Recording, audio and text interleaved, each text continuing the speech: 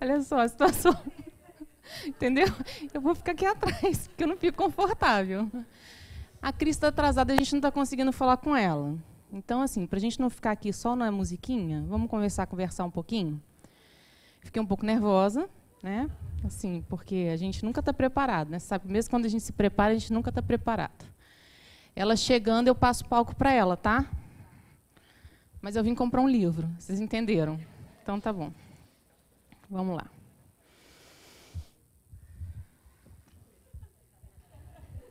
Denise, o sacrifício mais agradável a Deus. Se, portanto, quando fordes depor vossa oferenda no altar, vos lembrardes de que o vosso irmão tem qualquer coisa contra vós, deixai a vossa dádiva junto ao altar e ide antes, reconciliai-vos com o vosso irmão. Depois, então, voltai a oferecê-la. Entendeu, né, Denise? Mateus, capítulo 5, versículo 23 e 24. Isso é do capítulo 10, Bem-aventurados os que são misericordiosos. Você sabe o que eu mais gosto dessa passagem? Que a gente não presta atenção nela. Ele não fala aqui para você vai oferecer o seu sacrifício, a sua oferenda. Ele não fala assim, se você lembrar que tem alguém que tem alguma coisa contra você, vai lá ter com essa pessoa, né? Não, gente, vai lá, procura e pede para aquela pessoa te perdoar. A gente faz isso? Faz, gente. A gente já está aqui quase um ano estudando. Ainda que seja mentalmente, a gente faz isso. Mas a gente não age. Porque eu acho que a gente já começa a refletir, né? Eu acho que a gente já começa a refletir. Mas a gente não vai além da reflexão mental. A gente não vai para a ação. Ele não fala aqui, se alguém tem algo contra ti, você tem que perdoar ou espera essa pessoa te procurar. Vai até ela. Não é assim que ele fala? A gente pula essa parte, de um modo geral, quando a gente lê. Vai até ela. Vai ter com essa pessoa. Faça a tua parte na relação de pedir desculpa ou ajustar contas, ou vocês podem usar o termo remir. Vai até ela. Eu gosto muito dessa passagem porque modifica um pouco. E é por aqui que eu vou começar a conversar com vocês hoje, porque eu não sei nem qual é o tema do Evangelho hoje, então vamos no livro que eu vim comprar, entendeu? Tá bom? Vamos fechar os olhos, elevar os nossos pensamentos, agradecendo ao Pai mais uma oportunidade de aqui estarmos. Envolve-nos, Senhor, com seu amor. Senhora veneranda, Joana de Ângeles, pedimos o teu auxílio para nos inspirar, para que possamos reflexionar juntos hoje sobre um tema, sobre nossas emoções, sobre o que viemos aqui fazer enquanto espíritos. Ser conosco, agora e sempre. Graças a Deus. Então, estava eu aqui, olhando o livro que eu comprei, Cultivo das Emoções. Aí, abri a Denise tentando falar com a Cristiane, abri aleatoriamente, né, numa página que falava o seguinte, e é por aqui que eu vou conversar com vocês hoje. Lá na revista, no final do Livro dos Espíritos, Kardec fala que existem 3 momentos que a gente passa dentro do Espiritismo.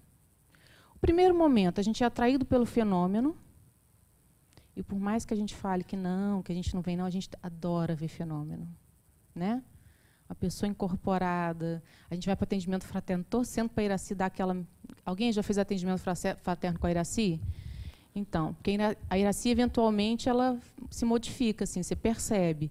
As outras que fazem atendimento fraterno são mais sutis, mas a Iraci é especial. Então, a gente vai lá fazer um atendimento fraterno esperando aquela comunicação, não é? Não é assim? Não, é só eu que faço isso. Ah, bom. Aí a gente vai esperando aquele negócio que vai além. A gente vem pelo fenômeno. A gente espera algo, né? Porque é legal. É super interessante. Hoje, menos, porque o fenômeno ele é mais reservado. A mesa mediúnica é fechada, né? São poucos os centros que permitem as manifestações mediúnicas durante o passe. Mas ainda existe esse primeiro momento da busca pelo fenômeno, das explicações fora, né? É isso que traz a gente para cá. O segundo momento é um momento de reflexão, onde a gente é atraído para a doutrina, a gente começa a estudar ou escutar, porque nem todo mundo que vem ao centro estuda efetivamente a doutrina, a parte filosófica dela, científica, e depois reflexionar sobre isso, que é o momento que a gente meio que está. Por isso que eu falei, a gente não pensa, quando alguém tem alguma coisa contra a gente, por mais que o nosso ego fale, não, ele está errado, eu não estou errado, mas a gente pensa, poxa, mas eu queria resolver essa situação porque é ruim. Se a gente não pensa, a gente deveria estar pensando. Depois de 1 ano estudando na casa espírita, a gente já deveria estar pensando assim. Mesmo que o outro esteja errado, ou mesmo que você esteja errado. É nossa obrigação na relação, e a gente conversou isso na aula passada, a gente ter essa interação. Tudo bem? E o terceiro momento, que é um momento que eu acho que a gente tem que reflexionar hoje, principalmente pela nossa conversa semana passada. Quem não estava aqui semana passada, perderam. Foi muito legal, não foi, gente? Eu adorei. Tem aulas que são legais, tem aulas que são muito legais. A da semana passada foi muito legal. Não é? Foi bem bacana, assim. Acho que deu para a gente pensar um pouco. O terceiro momento é a ação. É a gente começar a praticar ou tentar, porque lá no Livro dos Espíritos, a pergunta é, como se reconhece o verdadeiro espírito? Alguém sabe a resposta?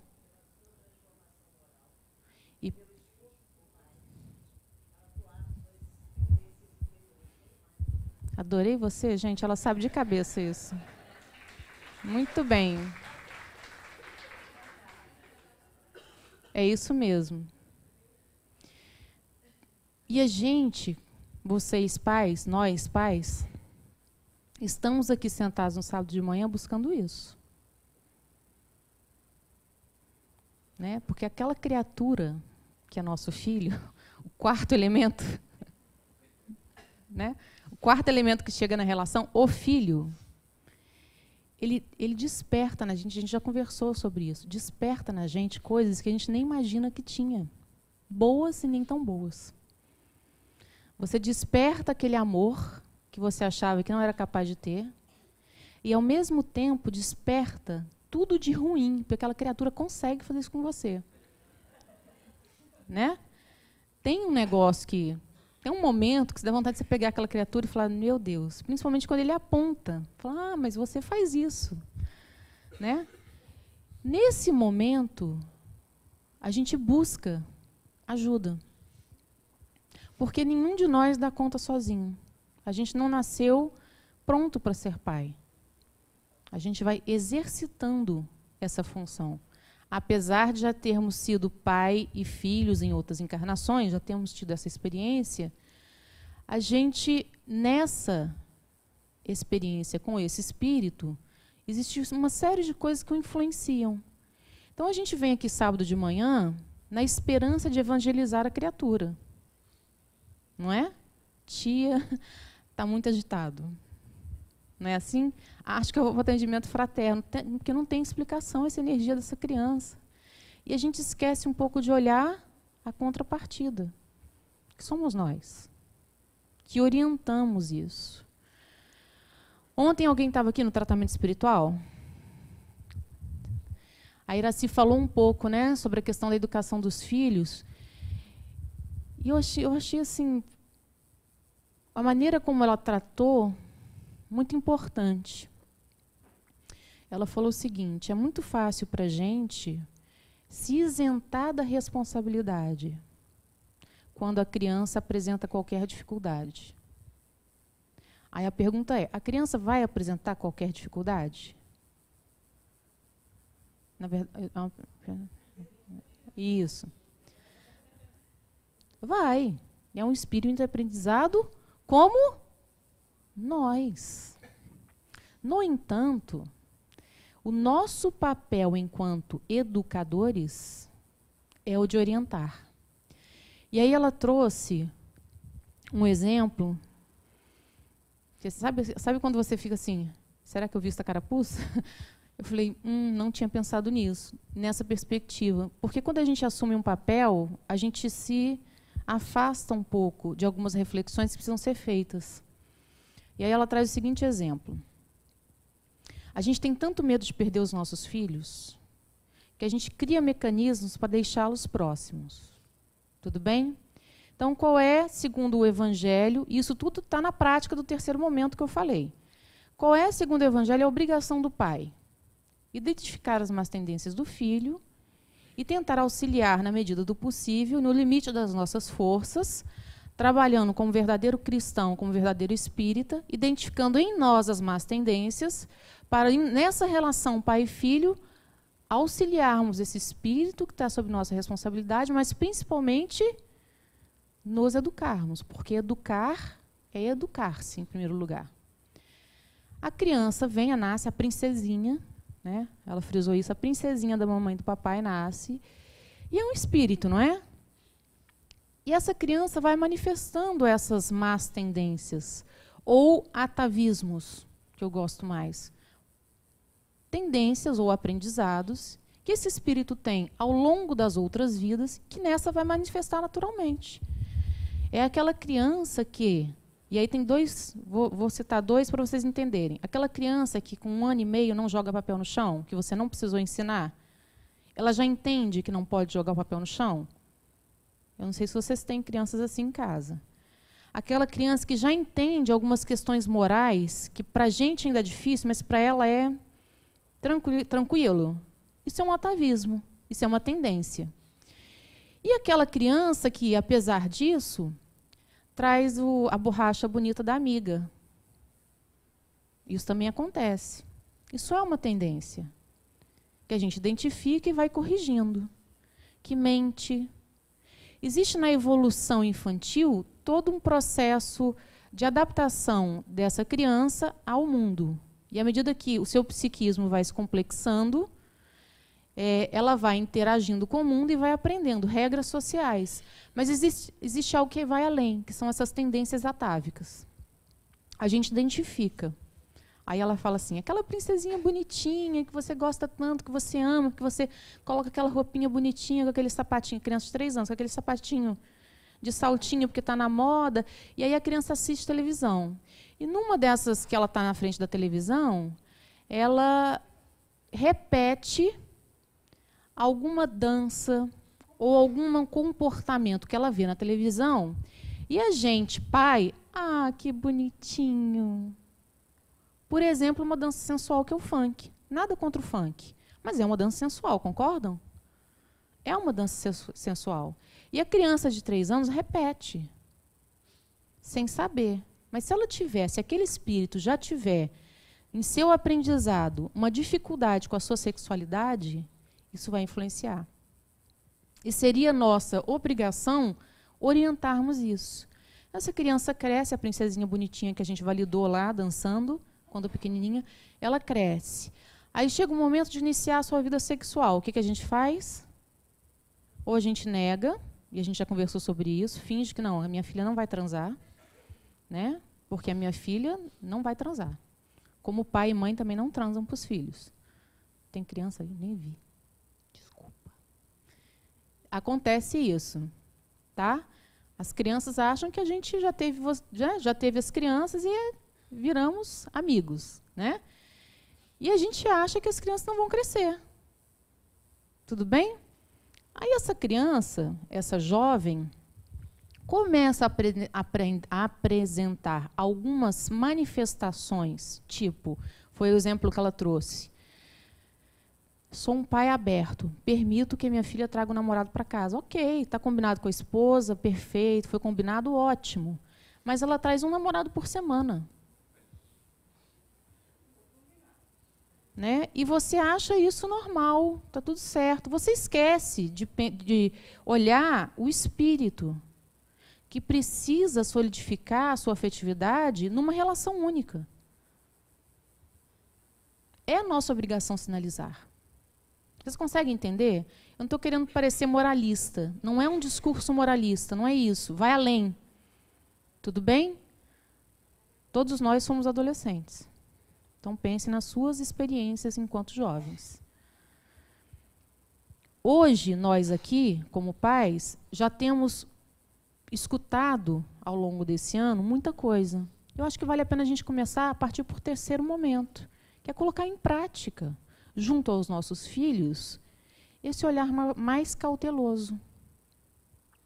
Para que a gente faça isso, novamente, educar é educar-se. Como é que estão as nossas ações e a nossa prática, enquanto espíritos eternos, na educação dessas crianças?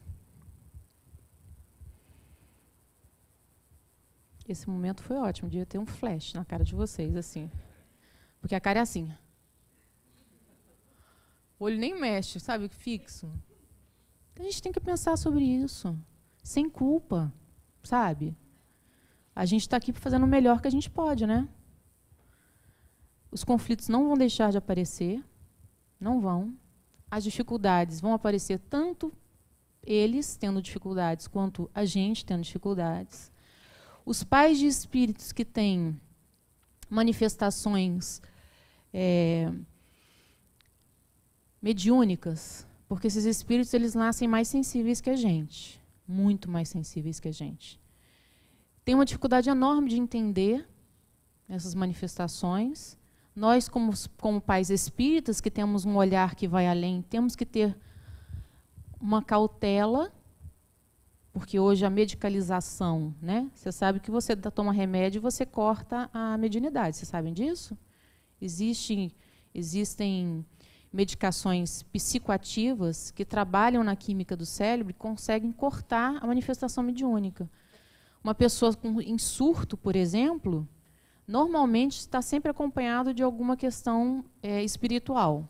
A pessoa em surto tem uma questão do cérebro, do corpo, real, né?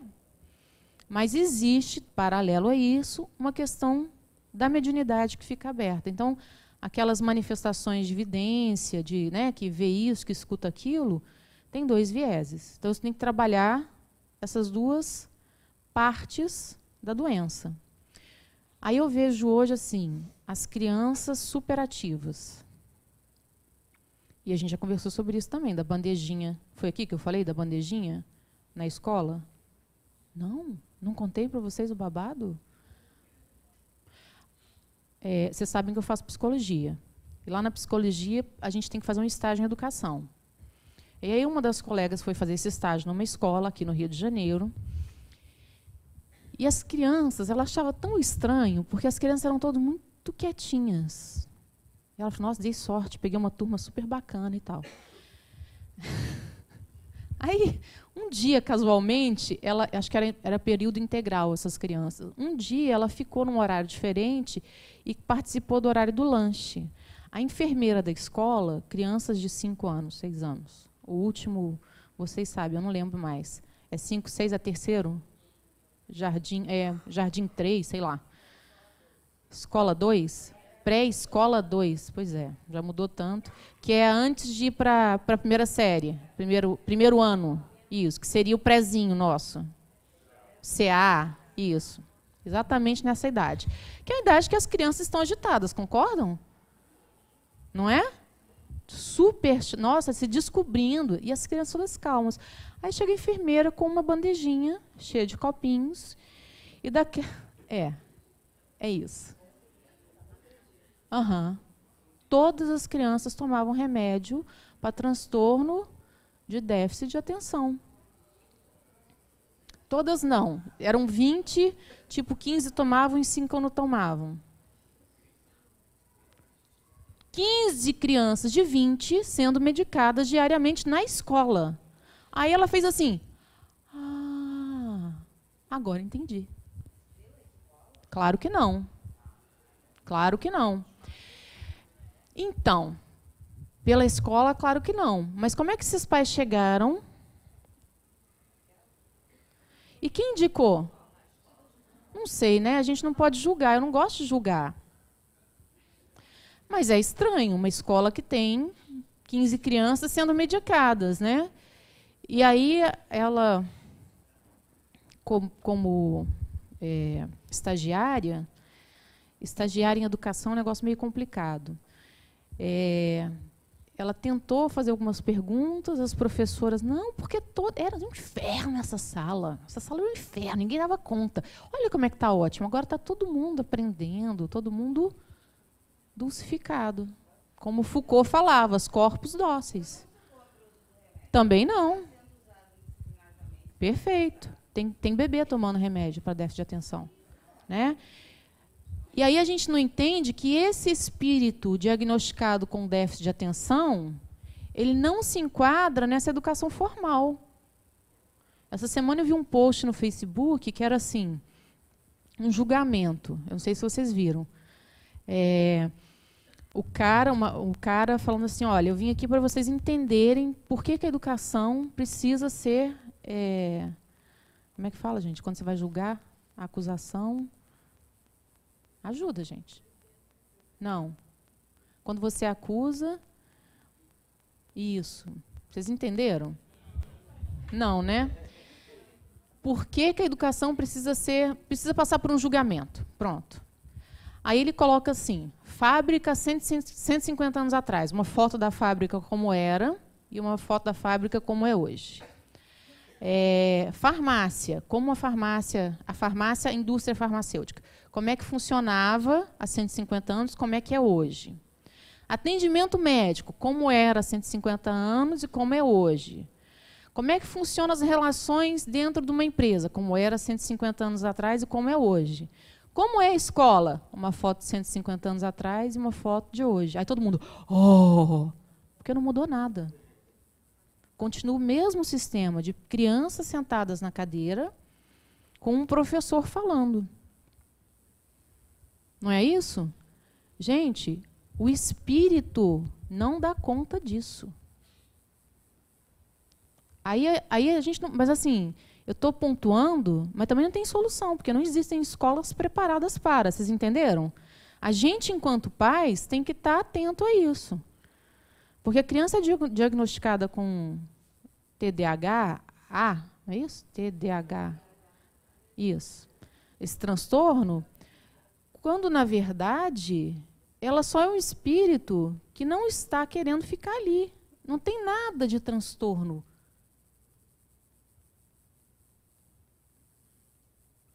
A gente tem momentos de tristeza, todos nós. Certo?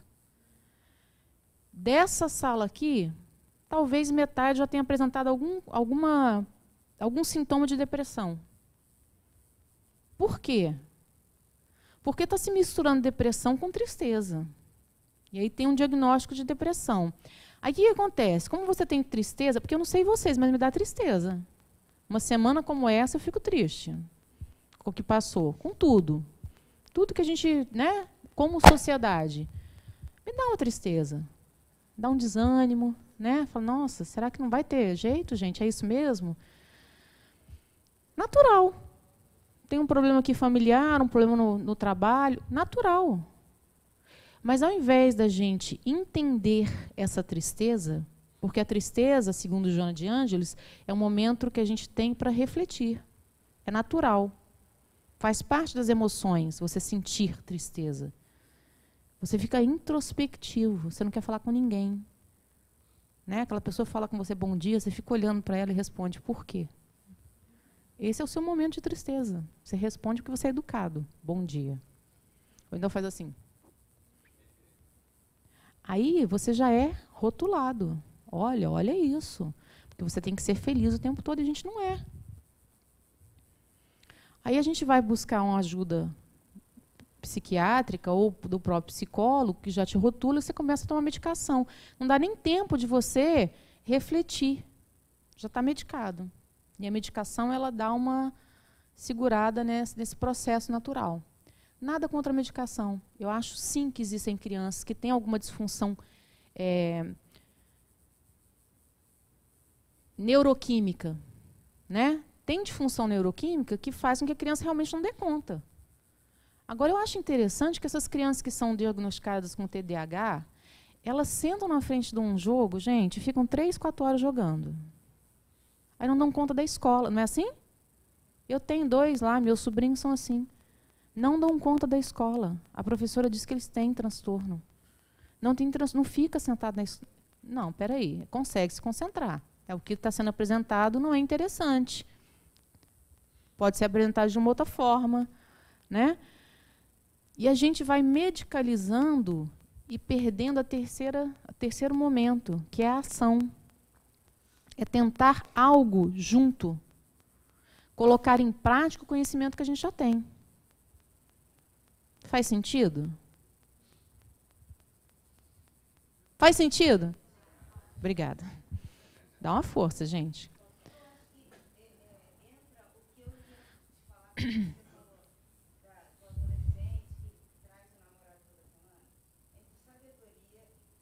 Conhecimento e sabedoria. Conhecimento é eu saber que ela vai ter o namoradinho lá e a sabedoria não é por semana. Não. Uma coisa aí. Eu tenho conhecimento, como passar é a sabedoria. Isso. Exatamente. Essa sabedoria, a gente fica só no conhecimento. Né? Mesmo porque aí a gente entra na nossa aula da semana passada. A gente entra na nossa aula da semana passada, que é a gente compartilhar, enquanto educadores responsáveis, né, enquanto pais, compartilhar para agirmos juntos no processo educativo, nosso e da criança. Por isso que a gente está estudando o Evangelho aqui. Não se iludam, o Evangelho não é para ficar legal porque as crianças estão estudando juntos na sala, para vocês escutar, não. O ideal é que, além do Evangelho, vocês venham fazer outros cursos. Esse é o ideal. Né? O mundo ideal é idealizado. Porque a nossa realidade, às vezes, não permite. Estudem em casa, façam culto do Evangelho. O casal, os educadores. Discutam. Joana fala lá um livro que vocês já estudaram, Jesus, o Evangelho à Luz da Psicologia Profunda. Vocês já estudaram esse livro aqui na evangelização. Ela fala que o culto do Evangelho no lar é um momento terapêutico familiar. É um momento que você vai fazer o Evangelho em família, e aí a gente lê aquilo, né, do Evangelho e fala, tudo a ver com o vizinho. Não, gente, tudo a ver com você mesmo. Se não com os encarnados, os desencarnados que ali estão. Reflexione. Meu filho é pequenininho. Faz o Evangelho lá. Não tem o Evangelho das crianças? Tem o Evangelho do Maurício de Souza. Né? Faz o Evangelho com seu filho. E aí, o que foi falado lá, não seja? Conta para mim. O que você trabalhou na sua aulinha? Faz uma leiturinha. Vamos fazer uma prece junto? Vamos fazer o Evangelho no lar? É hábito. É hábito. Eu sinto falta se eu não faço o Evangelho. Fica faltando alguma coisa na semana. É estranho. Eu já me habituei. Mas é fácil se habituar? Escovar os dentes, ensinar a escovar os dentes é fácil? Uma apurrinhação, né? Fazer Evangelho também. É um hábito. Mas não é fazer o Evangelho mecanicamente. Igual os nossos companheiros de outras religiões fazem as suas orações. É fazer o Evangelho na ação. Pegar um texto, refletir e tentar colocar em prática aquilo. Porque não adianta a gente ficar vindo aqui, buscando ajuda fora, quando precisamos ter esse movimento interno. Concordam? Isso tudo por conta do livro que eu vim comprar. Cultivo das Emoções, um caminho para a transformação moral. Pode falar, quem quer falar? Espera aí que está chegando o microfone para você, para que nossos amigos... Não, precisa, eu vou te falar por quê. Porque é transmitido e alguns pais assistem lá, senão eles não escutam. Só por isso. Já deve ter ouvido falar sobre as crianças Índigo e Cristal. Uhum.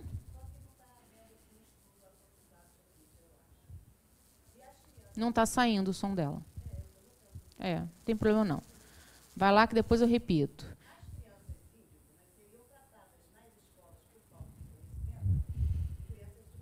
Isso.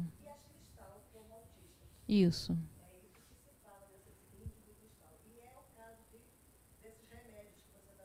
Também. Então. Isso. É. Também. Por que não é mais fácil você colocar numa caixinha do que você descobrir que não existe caixinha para aquela criatura? Já tem uma caixinha pronta aqui, autismo. Vamos colocá-la aqui, ó. Você sabia que existe, dentro da psiquiatria, da psicologia, um manual que dá os protocolos para você dar um diagnóstico? Vocês sabem disso, não sabem? E aí saiu um novo agora, onde o autismo ele ampliou. Então, crianças que antes não eram consideradas autistas, hoje já são enquadradas ali no autismo. E tem toda a polêmica, que vocês também devem ter acompanhado, do cara que diz que descobriu o transtorno de déficit de atenção, que antes de morrer, falou que não existia o transtorno. Vocês também acompanharam isso? Não? Pois é. Antes dele morrer, ele fez uma entrevista e falou, olha, na verdade, eu criei esse transtorno, mas não tinha elementos significativos para poder classificar como transtorno. Então, a gente está num limbo. A gente está num limbo. Tá? Por quê? Como a ciência ainda não deu passo além de tratar do que transcende, e aí eu não vou nem falar do espírito, mas eu posso falar das emoções, que hoje existem estudos muito mais focados para as emoções, que são as manifestações mais diretas do nosso espírito, eu acho que o caminho vai por aí, do que você manter essa ciência muito tradicional. Então, a criança, essa cristal e essa índio, que foram denominações, e tem uma terceira agora, que eu ainda não estou familiarizada. Índigo, cristal, e tem uma terceira, evoluiu. Né? Elas, de fato, vocês estão convivendo com elas dentro de casa. Não são as mesmas crianças que nós fomos. Essas crianças têm uma coisa diferente, por inúmeras questões. São espíritos que já experienciaram. Muitos de nós nascemos e não tivemos o contato com o celular. A criança de 1 ano e meio já abre pasta lá no smartphone, junta os negocinhos dela, né? Eu já contei do meu sobrinho, que chegou comprar uma televisão nova, ele chegou lá e ficou assim, estagou. Ó, estagou na televisão, porque não é touch a televisão. Essa é a realidade dele. A gente lida com touch há muito pouco tempo.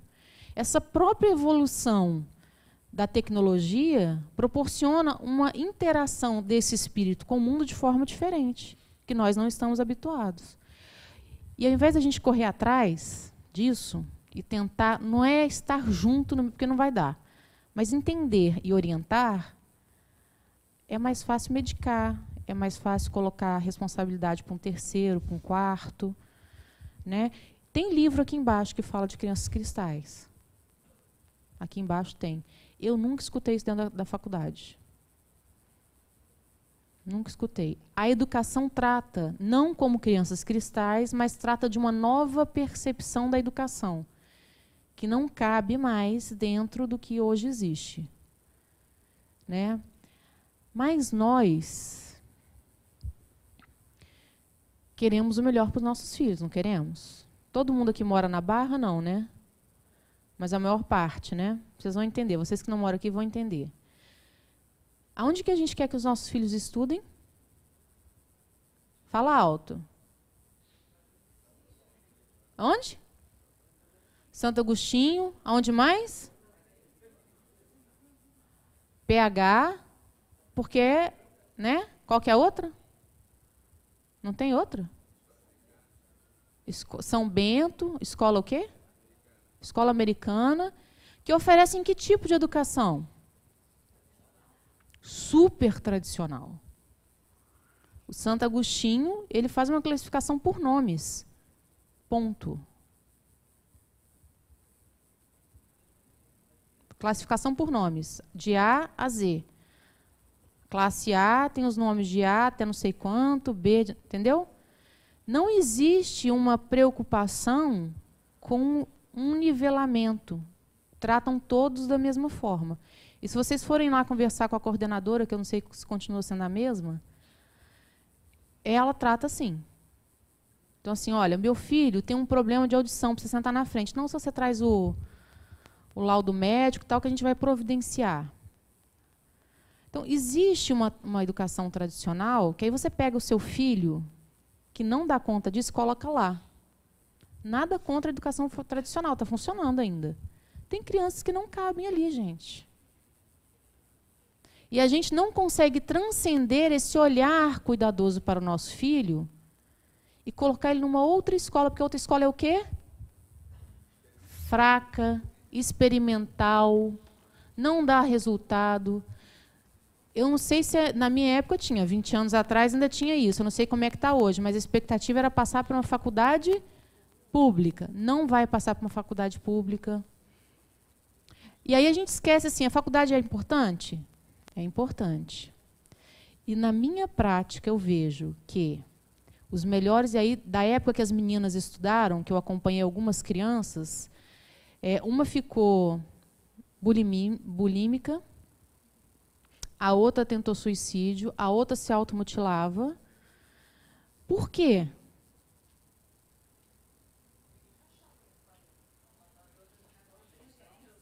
Vocês estão entendendo? Sem moralismo, vamos ser reais, são coisas que ninguém fala. A gente imagina um melhor, mas esquece de olhar aqui, ó, é o melhor para essa criança? Eu tenho 2 filhas. Uma tinha que ser o ensino tradicional e a outra não cabia no ensino tradicional. É isso. Vai tateando. Agora, é mais fácil colocar na mesma escola ou colocar em escolas diferentes? Pensa que você tem que deixar a criança na escola Parque e a outra no Santo Agostinho, no mesmo horário. O que você faz? Não, coloca as 2 na mesma escola. Porque tem essa prática. Isso é possível? Sim, desde que você trate em casa de modo diferente. Dê uma atenção diferente para cada uma dessas crianças. A gente costuma padronizar.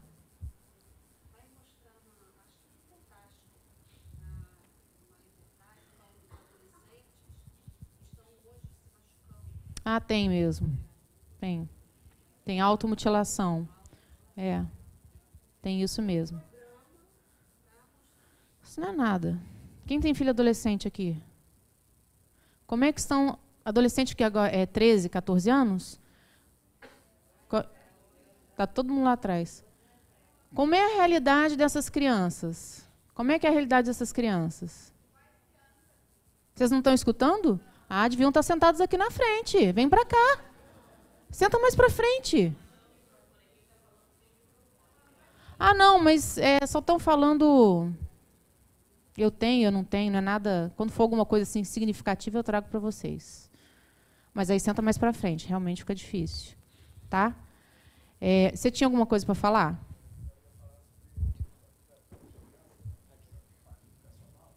Sempre dentro de um padrão. Ou seja, o que você colocou da escola, a escola é a mesma, né? Uhum. Essa não é a 150, desde Sócrates. Desde sempre, né? No período de Sócrates era melhor do que hoje, né? Porque começaram a padronizar, né? E eu vejo assim, essa questão do ensino que você colocou, do filme que você viu aí acho que no YouTube, realmente é isso. Acho que a escola tem que ser modificada. O modelo educacional não cabe. Eu lidei um período com crianças com deficiência mental e a gente tinha esse mesmo problema, porque as pessoas queriam enquadrar as crianças dentro do modelo, né, na hora que faziam o diagnóstico, e nem todas se enquadram. Por exemplo, um trabalho que eu participei, as crianças não tinham coordenação motora, então não aprendiam a escrever, não conseguiam nada. A hora que a gente colocou isso na frente, uma criança na frente do computador, ela começou a escrever no teclado. Pois é. Então, assim, ela não tinha coordenação. E a escola tradicional trata como se a pessoa enxerga bem, tem coordenação motora, ou seja, tem uma série de habilidades que nem todas têm. Né?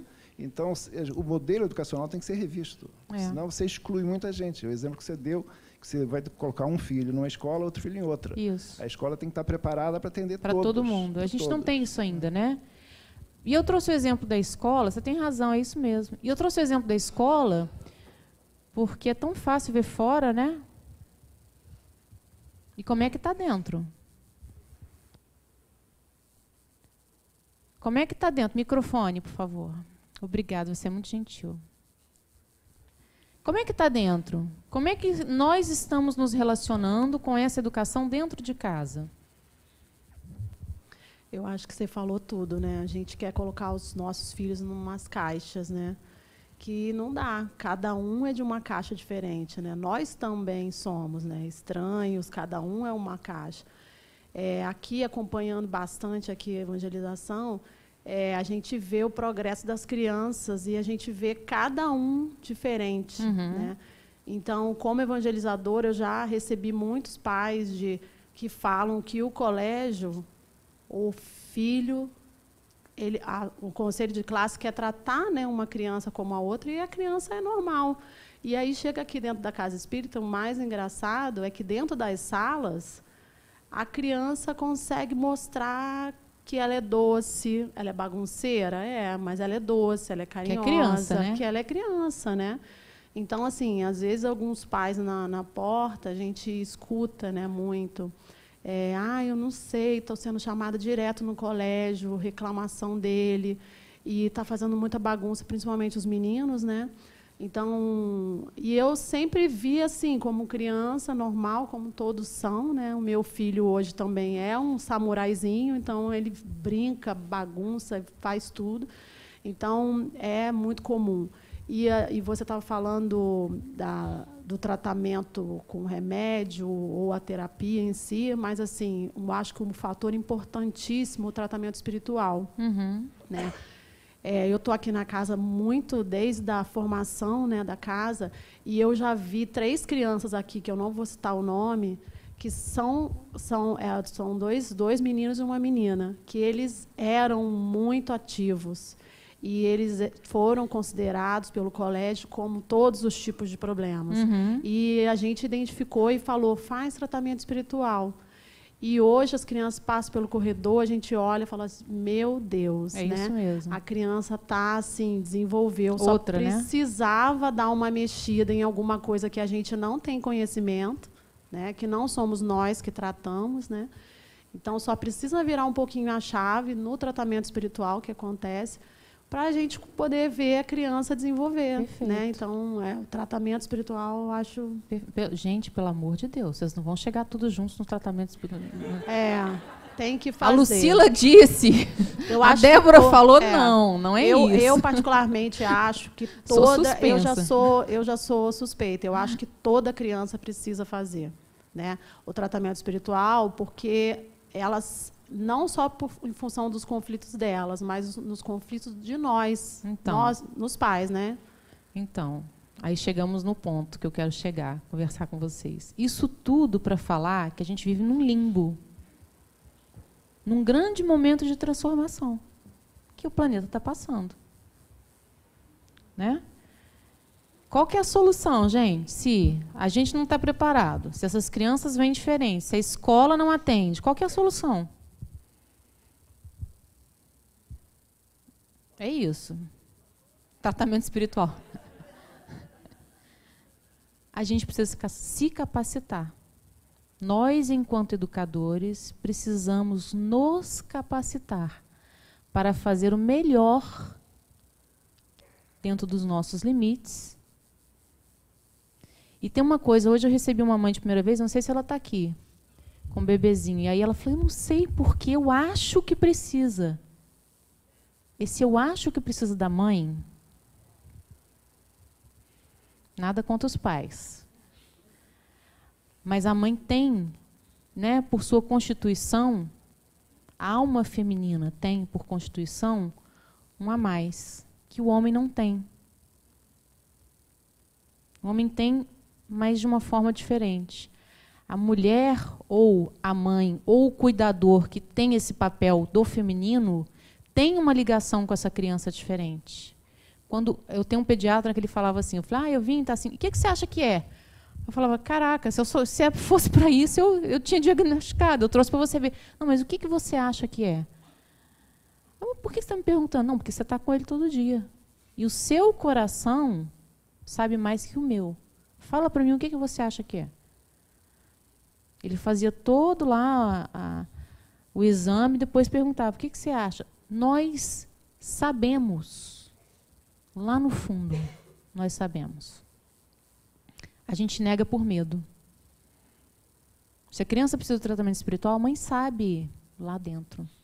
A gente desdobra, a gente é orientado, a gente recebe esse espírito já sabendo, apesar de esquecer, qual é o tipo de aprendizado que aquele espírito precisa, qual é o aprendizado que esse espírito vai possibilitar para a gente já sabe disso, a gente só esquece.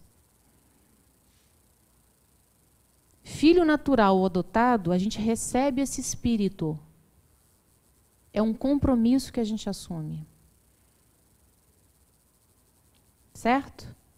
Prática, ação. Isso tudo que a gente está falando, essas reflexões, né? Tudo muito assim, né, no improviso, mas foi o que eu pensei de conversar com vocês, são coisas que não são muito tratadas, efetivamente. Não se conversa muito sobre isso.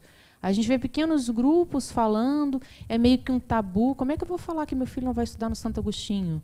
Como é que eu vou falar que eu quero que ele estude numa escola mais aberta, ou fraca, ou o que quer que seja?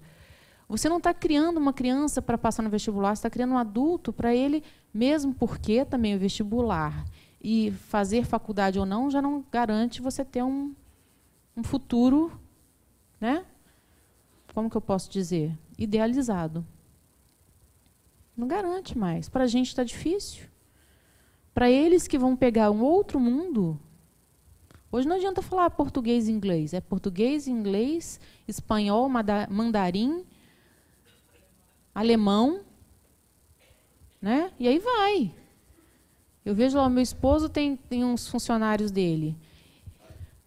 Eu falei, como é que é? Então, não, todos falam pelo menos 3 línguas. Eu falei, ainda bem, né? Porque a gente não teve essa oportunidade. A gente estudou em colégio público. E, na minha época, o inglês não era obrigatório. Hoje são 2 línguas, né, no 2º grau. Então, algum conhecimento você tem. Essas crianças que jogam joguinhos, que tem que conversar, não tem um negócio desse? Que eles conversam em inglês. Os canais que vocês têm em casa, de todas as línguas, você pode assistir desenho de toda a língua. Eles têm acesso a tudo isso e nós não tivemos. Ou se tivemos, foi de forma diferente. Então, lidar com essa realidade, dessa relação com o mundo, é nossa responsabilidade. Como esse colégio vai tratar essa criança, você tem que estar junto, porque não tem outro que vá atender ainda. A gente precisa estar junto. Não é tirar 10, gente.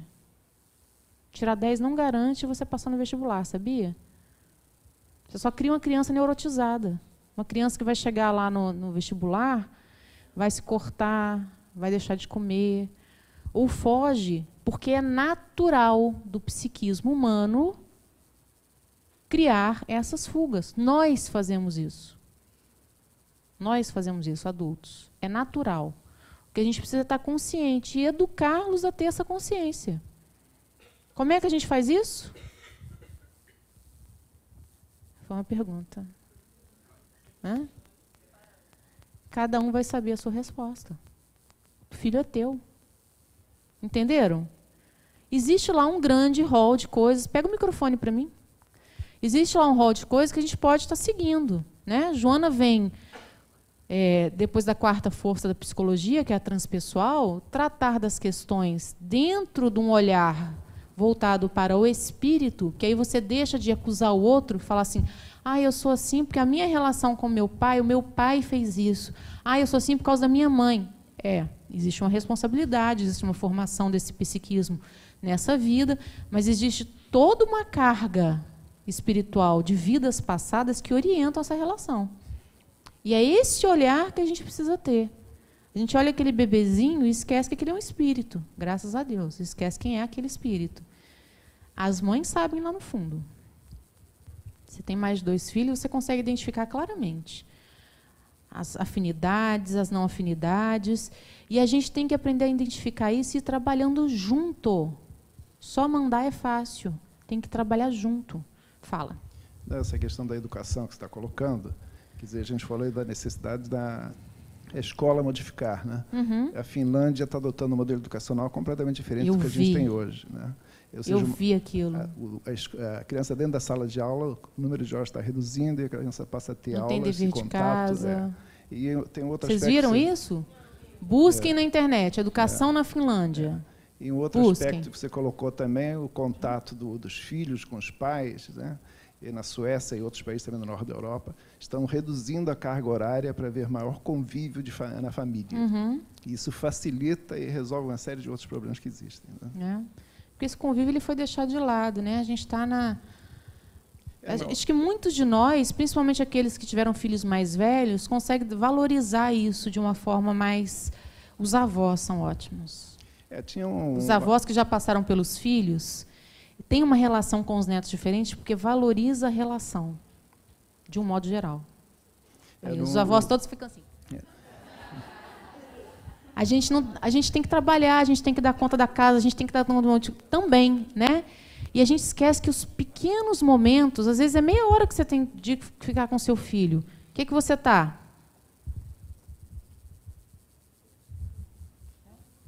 Fique com seu filho meia hora. Abandone tudo. Dê o exemplo da relação. Né? É importante também. Desculpa, eu te cortei. Não, era só para complementar essa questão. Quer dizer, nós temos hoje uma série de problemas que não tínhamos há 30 anos atrás. Há 15 anos. Mas, ou seja, a infância há 15 anos atrás era completamente diferente de hoje. Sim. Então, havia maior contato, né? A gente brincava na rua, ou seja, tinha uma série de outras facilidades. Você conhecia seus vizinhos. Que compensavam, isso, né, todos esses problemas que existem hoje.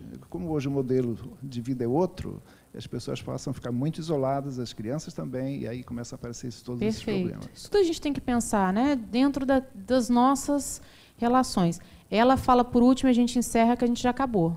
Tá? Fala rapidinho. Nós temos o exemplo do século XIX, Pestalozzi. Pestalozzi foi revolucionário. Foi educador de Kardec. Educador, né? foi. Ela está falando da educação de Pestalozzi. Meninos, entrem e sentem que eu vou fazer a prece. Entrem e sentem. Ou então senta aí atrás, daqui a pouco vocês acham os pais de vocês.